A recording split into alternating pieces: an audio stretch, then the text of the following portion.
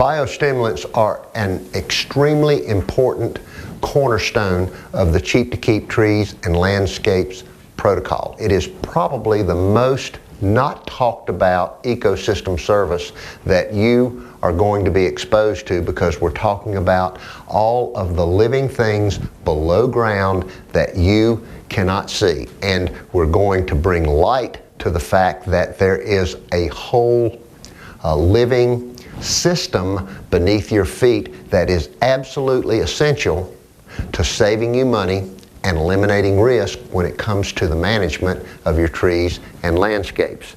And nutrient cycling is very simply the formation of nutrients within the soil.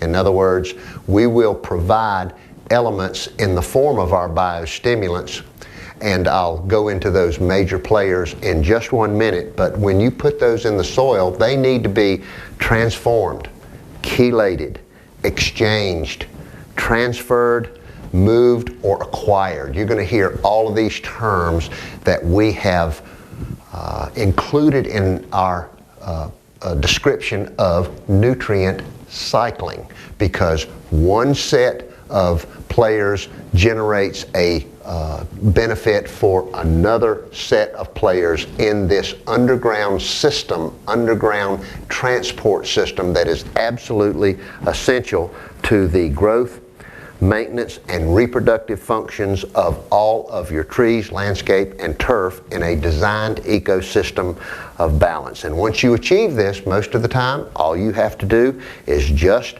add water. And we're talking about the big four elements again: water, air, nutrients, and energy.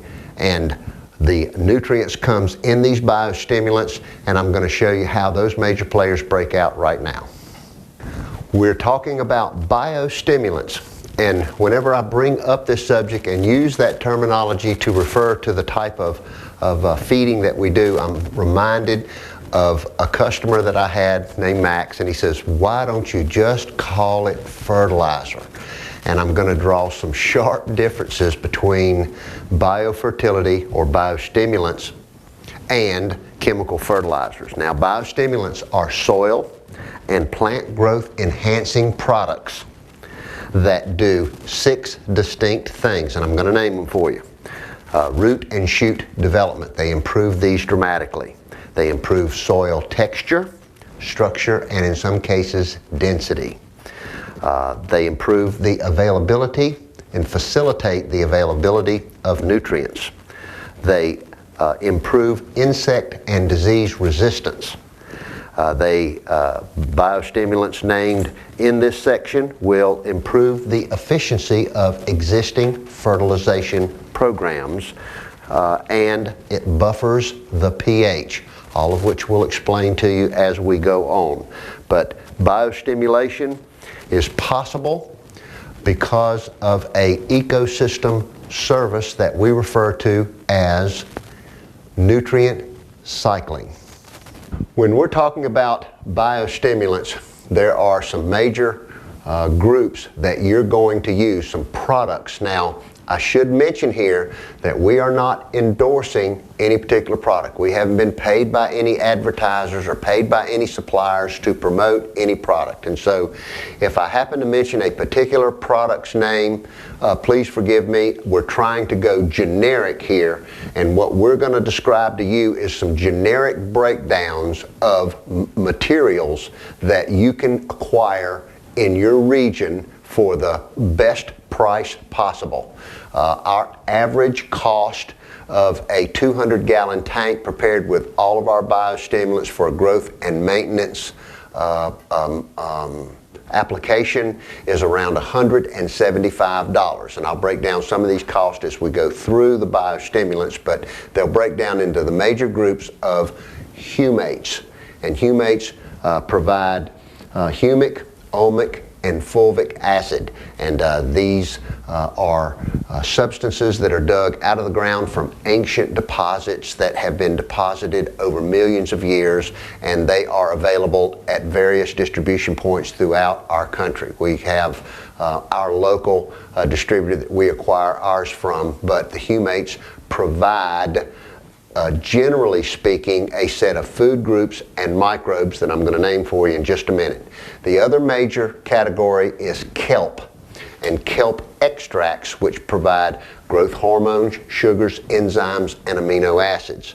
We also add root stimulants and foliar stimulants, depending on whether we're spraying anything on the leaves of our subject trees, plants and turf, and these root stimulants and foliar stimulants are chemical derivatives.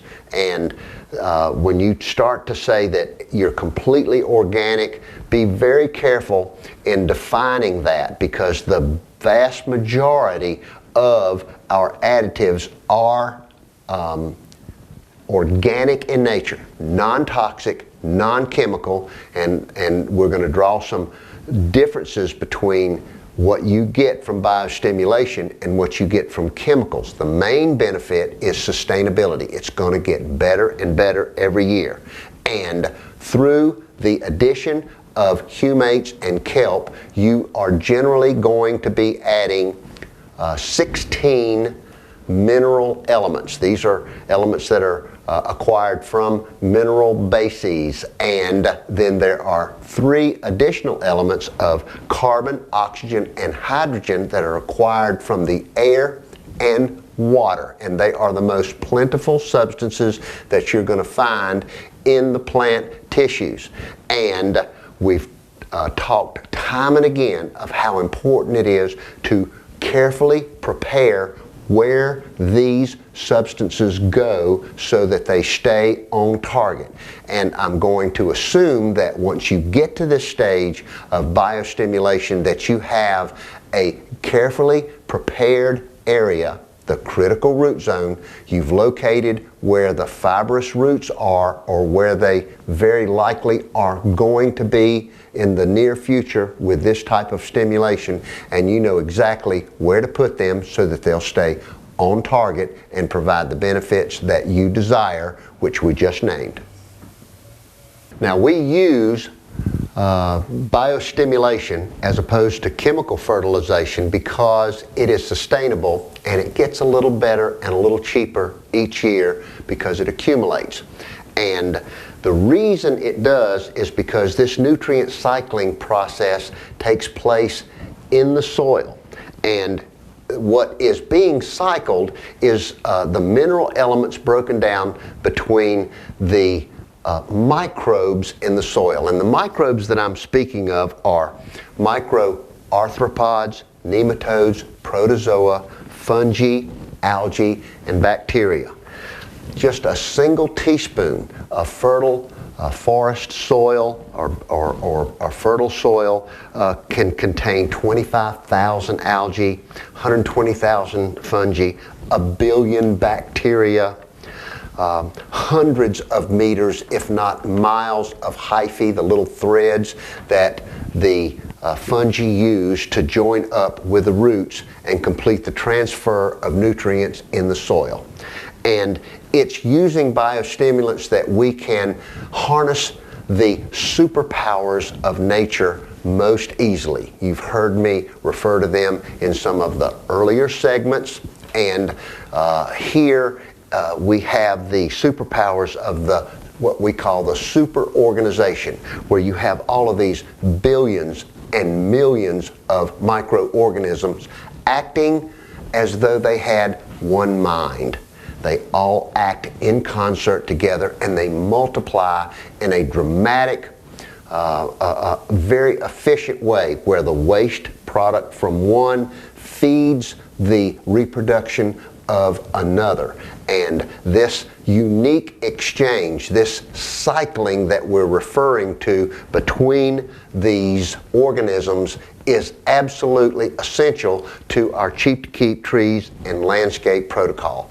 It develops into a feedback loop where the more they multiply, the faster they grow, and that is how we're able to get the good, rich soil components that cycle these nutrients back and forth, form them within the ground, and are the basis for the Cheap to Keep Trees and Landscapes protocol, getting the savings in cash for maintenance and least risk and least cost, because it's always going on.